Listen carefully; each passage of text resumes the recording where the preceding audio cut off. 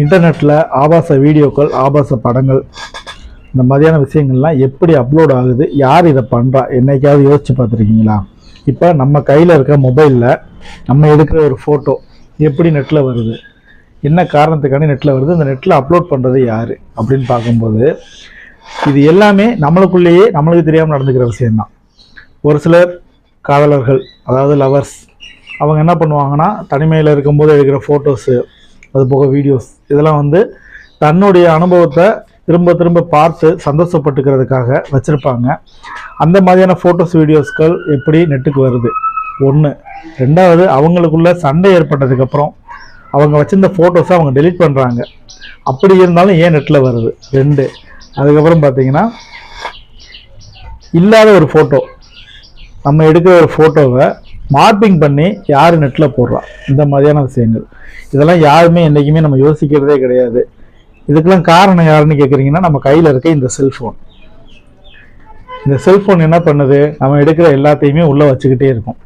உள்ளே வச்சுக்கிட்டே இருந்தால் பரவாயில்ல, ஆன்லைனில் உள்ள பேக்கப்பில் போய்கிட்டே இருக்கும்.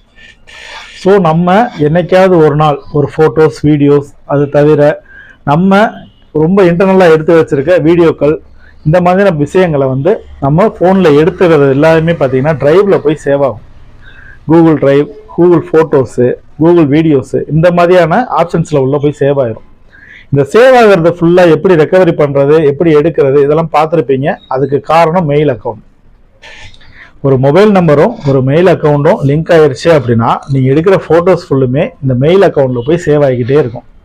இந்த மெயில் அக்கௌண்ட்டை எப்போ நீங்கள் வேறு ஒரு மொபைலில் நீங்கள் லிங்க் பண்ணுறீங்களோ, இந்த ஃபோனில் எடுத்த ஃபோட்டோஸ், வீடியோஸ், கான்டாக்ட்ஸ், அது தவிர பேக்கப்பில் இருக்க எல்லாமே பார்த்தீங்கன்னா அந்த மொபைலில் வந்துடும். அது எப்படி வருது? இதுலேருந்து நம்ம சென்ட் பண்ணலை, அதாவது ஷேரிட் மூலமாக நீங்கள் அனுப்பலை, ப்ளூடூத் மூலமாக அனுப்பலை. ஆனால் உங்களுடைய மெயில் அக்கௌண்ட்டை இன்னொரு மொபைலில் போட்ட உடனே உங்களுடைய ஃபோட்டோஸ், வீடியோஸ்லாம் அதுக்கு வந்துடும்.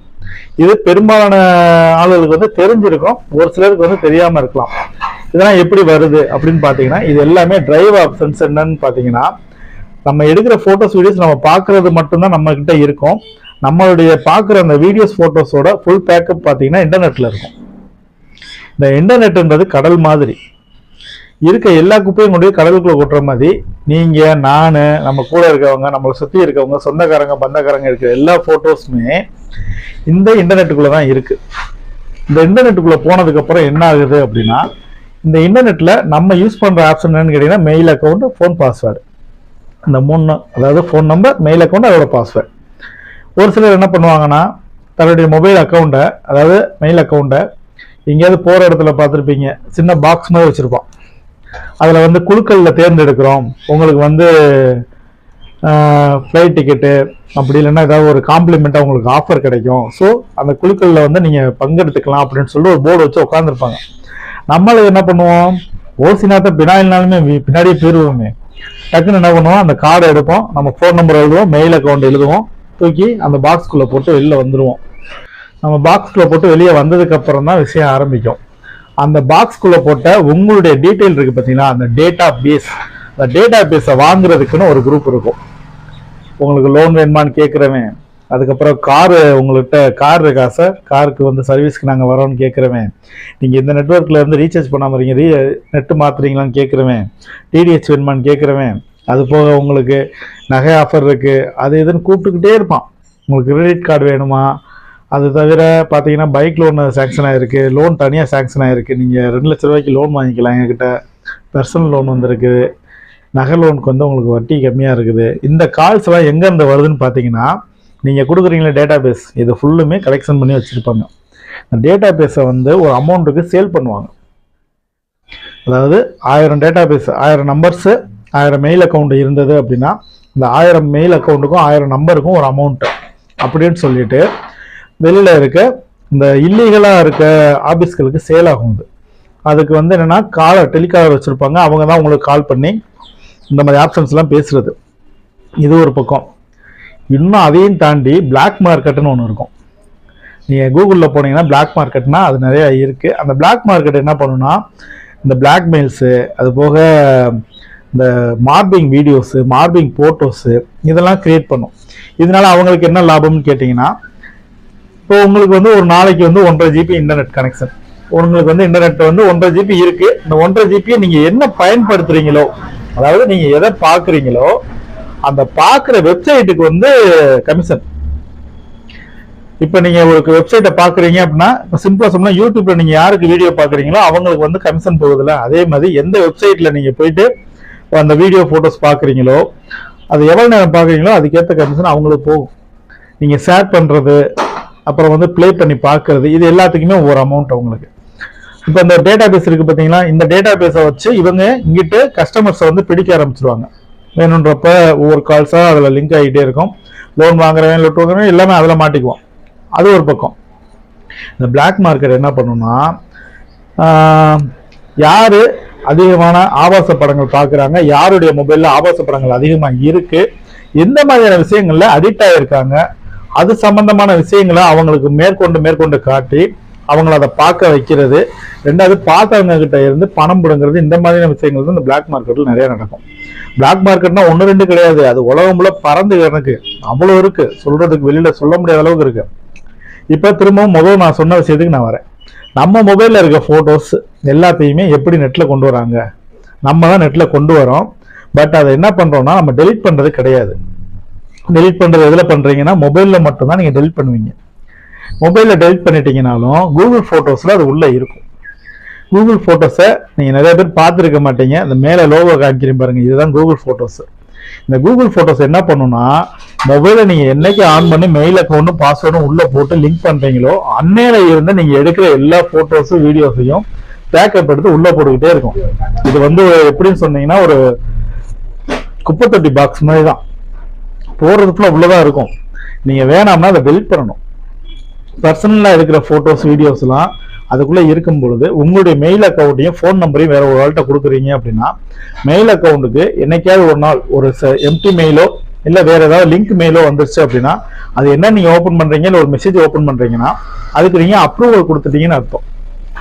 அதுக்காக தான் இப்ப கவர்மெண்ட்ல வந்து நிறைய வார்னிங் மெசேஜ் எல்லாம் சொல்லிக்கிட்டே இருக்காங்க. அதாவது தேவையில்லாத மெசேஜ்கள், தேவையில்லாத மெயில்கள் வந்துச்சுன்னா அவாய்ட் பண்ணிருங்க, அதை வந்து நீங்க ஓபன் பண்ணாதீங்கன்னு. நம்ம அதை பத்தி தெரியாதனால டக்குன்னு அதை டச் பண்ணிடுவோம், ஓப்பன் ஆயிரும். ஓப்பன் ஆன உடனே என்ன ஆகும், உங்களுடைய பர்மிஷனை நீங்க கொடுத்துட்டீங்க. அதாவது உங்களுடைய மொபைல்ல இருக்க போட்டோஸ் வீடியோஸா அவங்க பாக்குறதுக்கு நீங்க பர்மிஷன் கொடுத்துட்டீங்கன்னு அர்த்தம். அடுத்த செகண்ட் உங்க டிரைவ்ல இருக்க எல்லா போட்டோஸும் அங்க போயிடும்.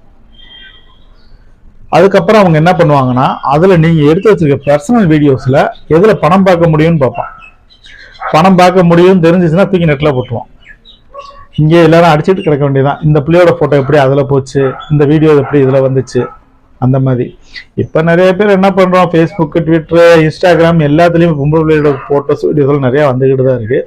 அது அவங்க கவலைப்படாம இருக்கலாம். ஆனா அதுலயும் ஒரு ட்விஸ்ட் என்னன்னு கேட்டீங்கன்னா, மார்பிங்ன்ற ஆப்ஷன் வராத வரைக்கும் பிரச்சனை இல்லை. இப்ப மார்பிங் ஆப்ஷன் என்ன பண்றாங்கன்னா, ஃபேஸை கட் பண்ணி இன்னொரு ஃபேஸோட எடுத்துட்டு சேஞ்ச் பண்ணிக்கிறது, உடம்பு எடுத்து இன்னொரு உடம்போட சேஞ்ச் பண்றது, இந்த மாதிரி விஷயங்கள் நடந்துகிட்டு இருக்கு. இதையும் எவ்வளவோ காவல்துறை கண்காணிச்சுக்கிட்டு தான் இருக்காங்க. இருந்தாலும் முடியல. ஏன்னா நம்ம அவ்வளவு போட்டோஸ் வீடியோஸ் எல்லாம் தினமும் போட்டுக்கிட்டே இருக்குமா, அதனால அவங்க எதை பாக்குறது எதை கண்காணிக்கிறதுன்னு அவங்களுக்கே தெரியல, குழப்பம். அதனால அவங்களும் முடிஞ்ச அளவு பார்த்துக்கிட்டு இருக்காங்க.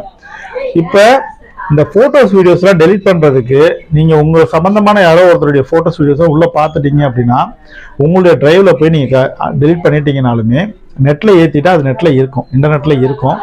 அதை நீங்க எடுக்கிறதா இருந்தா நீங்க சைபர் கிரைம் மூலமா தான் அதை நீங்க ரிலீஸ் பண்ண முடியும். அந்த வெப்பேஜை ஓப்பன் பண்ணி அந்த வெப்பேஜில் இருக்கிறத டெலிட் பண்ணணும். நீங்கள் அதுக்குரிய சொல்யூஷன்லாம் அவங்க சொல்லுவாங்க. பொதுவாக நம்மளுடைய மொபைலில் எதை வச்சுக்கலாம் எதை வச்சுக்க கூடாதுன்ற ரூல்ஸே நம்மளுக்கு கிடையாது. எல்லாத்தையும் பார்க்குறதெல்லாம் ஃபோட்டோ எடுப்போம், பார்க்குறதெல்லாம் வீடியோ எடுப்போம், அதுக்கப்புறம் நினச்சதெல்லாம் ஸ்க்ரீன்ஷாட் எடுத்து உள்ளே வச்சுக்கிட்டே இருப்போம். அந்த தவறை நீங்கள் செய்கிறீங்கன்னா இந்த மாதிரி பிரச்சனைகளை நீங்களும் மாற்றுறதுக்கான வாய்ப்பு இருக்கும். ஸோ முதல்ல வந்து எங்கேயும் உங்களுடைய ஃபோன் நம்பரை தேவையில்லாத இடங்களில் கொடுக்காதீங்க.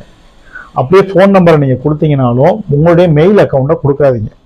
உங்கள் மெயில் அக்கௌண்ட்டும் பாஸ்வேர்டும் ரொம்ப முக்கியமானது. ஒரு பேங்க் அக்கௌண்ட்டு அதோடைய பாஸ்வேர்டு மாதிரி, ஏடிஎம் பின்னு மாதிரி அவ்வளோ பத்திரமா நீங்கள் வச்சுக்கணும். இந்த மெயில் அக்கௌண்ட்டையும் பாஸ்வேர்டையும் நம்ம எவ்வளோதான் பத்திரமா வச்சுருந்தாலும் நம்மளுடைய ஃபோட்டோஸ் வீடியோஸ் வந்து கூகுள் டிரைவில் தான் ஏறுன்றதை நீங்கள் ஞாபகம் வச்சுக்கணும். முக்கியமான விஷயங்களை மட்டும் நீங்கள் ஃபோட்டோ வீடியோ எடுத்து உள்ளே ஏற்றுனீங்கன்னா அது எத்தனை வருஷம்னாலும் பத்திரமா இருக்கும். ஆனால் நீங்கள் தனிப்பட்ட முறையில் நீங்கள் எடுக்கிற ஃபோட்டோஸ் வீடியோஸ்லாம் இன்டர்நெட்டில் நான் வச்சுக்கணும்னு நினச்சிங்கன்னா கண்டிப்பான முறையில் என்னைக்காவது ஒரு நாள் உங்களுடைய ஃபோட்டோஸ் வீடியோஸ் வெளியே லீக்கேஜ் ஆச்சு அப்படின்னா அது சம்மந்தப்பட்டவங்க கண்டிப்பாக கண்ணீர் விட்ட நிலைமைக்கு வந்துடுவாங்க.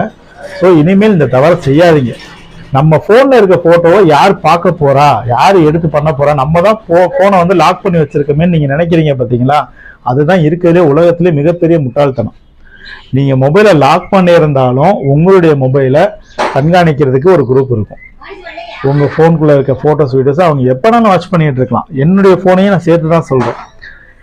இதில் இருக்க இன்னொரு விஷயம் என்னன்னு கேட்டிங்கன்னா, ஒரு மொபைலை எப்படி ஹேக் பண்ணுறாங்க, ஒரு மொபைலை ஹேக் பண்ணுறதுக்கு என்ன வேணும், அந்த மொபைலை ஹேக் பண்ணுறதுக்கும் இன்னொரு ஃபோனோட மெயில் அக்கௌண்ட் பாஸ்வேர்டு தான் வேணும். ஒரு மொபைலுக்கு இன்னொரு மொபைலை ஹேக் பண்ணுறதுக்கு அந்த மெயிலில் இருக்க பாஸ்வேர்டும் ஐடியும் கிடச்சிடுச்சுன்னா உங்களுக்கு ஒரு சில அப்ளிகேஷன் மட்டும் இன்ஸ்டால் பண்ணால் போதும், அந்த மொபைலை இந்த மொபைல் மூலமாக கண்காணிக்கலாம்ன்ற நிலைமையெல்லாம் வந்துருச்சு. உங்களுடைய மொபைலை வந்து நீங்கள் அடுத்த ஆள்கிட்ட கொடுக்குறீங்க அப்படின்னா ரொம்ப கேர்ஃபுல்லாக கொடுங்க. கொடுத்துட்டு நாளைப்பின்னா இந்த மாதிரி ஆப்ஷன்ஸ் இதில் இருக்கா அப்படின்றத நீங்கள் செக் பண்ணிட்டு தான் நீங்கள் மொபைலை யூஸ் பண்ண ஆரம்பிக்கணும். நம்பிக்கையின் பேரில் கொடுத்துட்டு வாங்கி கையில் வச்சுக்கிட்டு கடைசியில் என்னுடைய ஃபோட்டோஸ் ஃபுல்லாக வெளியே போயிடுச்சு அப்படின்னீங்கன்னா அது லிங்க் மூலமாகவும் போகலாம், அது போக அப்ளிகேஷன் மூலமாகவும் போகலாம்.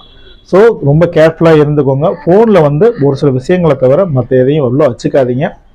இன்றைய இளைஞர்கள் பண்ணுற வேலைக்காண்டி தான் இந்த வீடியோ. நிறைய பேர் பார்த்தீங்கன்னா சின்ன வயசில் ஒரு 10th படிக்கும் போதே இன்றைக்கெலாம் எல்லாருமே சேட்டை பண்ண ஆரம்பிச்சிடுறாங்க. அதில் லவ் அது இதுன்னு சொல்லிட்டு என்னென்ன கர்மத்தையே செஞ்சு விட்டு அதை ஃபோட்டோஸ் வீடியோஸை எடுத்து வச்சுக்கிட்டு அதை அடுத்தால் பார்க்கும்போது அது ஒரு பிளாக்மெயில் ஆகிறது. இப்போ இன்டர்நெட் வந்துருச்சுனால இன்டர்நெட்டில் பிளாக்மெயில் ஆகுது. ஸோ சின்ன வயசுல இருந்தே அவங்களுடைய மொபைலை பேரண்ட்ஸ் கண்காணிங்க.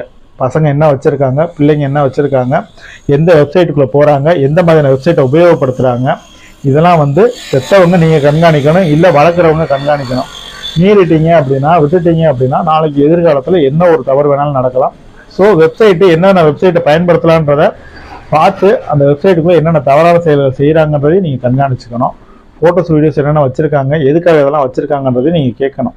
உங்கள் கையில் இருக்க வரைக்கும் உங்கள் குழந்தைகளையும் உங்கள் சம்மந்தப்பட்டவங்களையும் நீங்களே பாதுகாப்பாக வச்சுக்கோங்க. ஏன்னா தலைக்கு மேலே வெள்ளம் போனதுக்கப்புறம் அடுத்த ஆள்கிட்ட போய் கையை கட்டி நின்றுக்கிட்டு கண்ணீர் விட்டுக்கிட்டு இருக்கிறதுல எந்த பயனும் கிடையாது. ஸோ உங்கள் கையில் இருக்கும்போது நீங்களே பாதுகாப்பாக வச்சுக்கோங்க எல்லாத்தையும்.